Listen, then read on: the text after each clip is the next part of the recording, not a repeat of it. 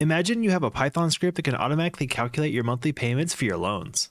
How insane would that be? Or even better, you could see a whole table of what your exact payments will be each month until you have it paid off, and even how long it will take to pay it off too. Or even better, you can set a custom monthly payment to see how long it will take to pay it off then. Hello everyone and welcome back. My name is Zach, and in this video we're going to be going over a loan payment calculator. And for this video, you don't really need to know anything about finance or amortization tables, as I will explain it in this video. So this is an amortization schedule. It's just a detailed breakdown of a loan.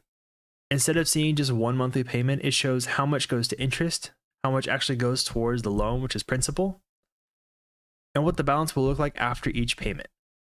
Once you see this table, loans stop being mysterious.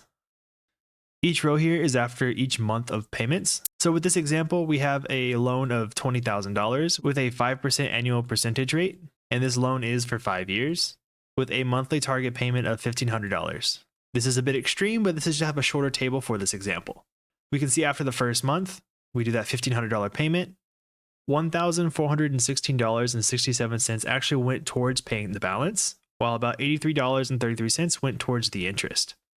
So it left us with $18,583.33 left on the loan. And you can follow this all the way through to see it'll take 14 months to pay off this loan completely. Even though this loan has a term of 5 years, because we are giving a much bigger payment than the minimum payment, it takes significantly less time to pay it off.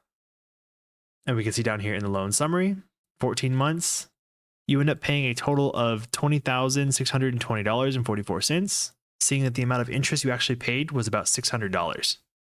That's wild. So let's take a look into the code.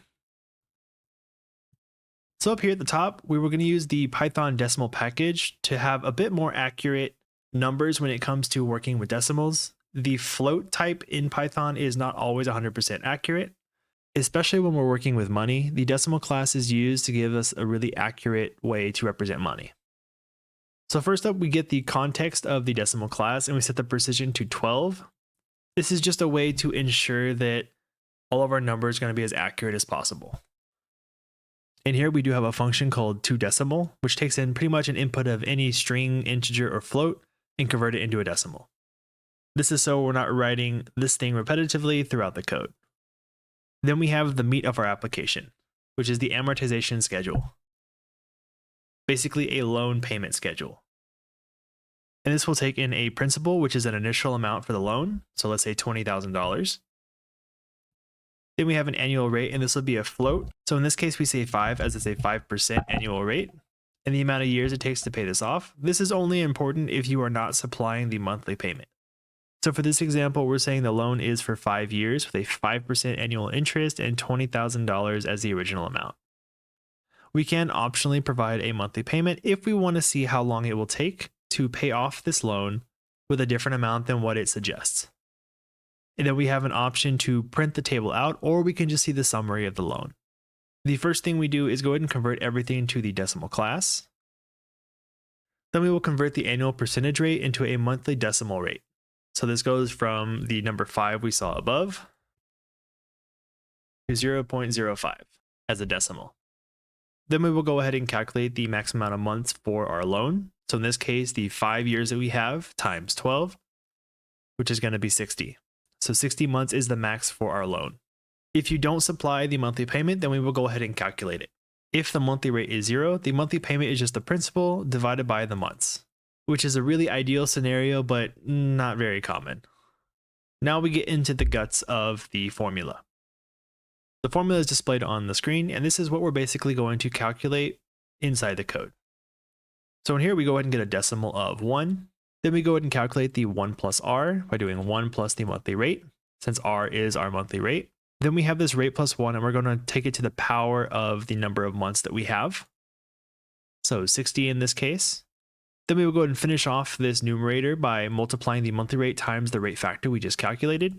And this goes on the top of the fraction. Then we do almost the same thing on the denominator of the fraction by taking the rate factor and subtracting 1 from it. And to calculate the final monthly payment that we need for each month to pay this off in the certain amount of time with the interest rate, we take the principal and multiply it times the numerator over the denominator. And then we will go ahead and convert this monthly payment into a decimal value. Then we will go and display all the initial loan information the user provided. We will go ahead and set the remaining balance to the principal, which is the initial amount. We will keep track of some totals like the amount that you actually paid towards the loan, and then how much of that was the interest. And we keep track of the month that we're on so we know how many months at the end it takes to pay it off. If you supply the print table to as true, it'll go ahead and print out the headers for the table. Then we'll say while the balance is greater than 0 and the current month is less than the max months, we will go ahead and increase the month and process the payment. So here we calculate the interest for each month. If the monthly rate is not equal to 0, we'll take the balance and multiply it times the monthly rate. And that will give us the amount of interest we need to pay for that payment. We will go ahead and get the payment for the current month by taking either the minimum amount of the current monthly payment or whatever's left on the balance of the loan.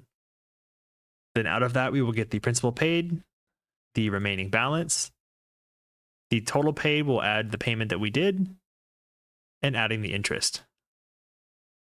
Then we'll go ahead and print out that row for that month. And finally, we'll print out the summary. Then we will go ahead and run the file. And we can see it displaying the loan information and that it took 60 months to pay off.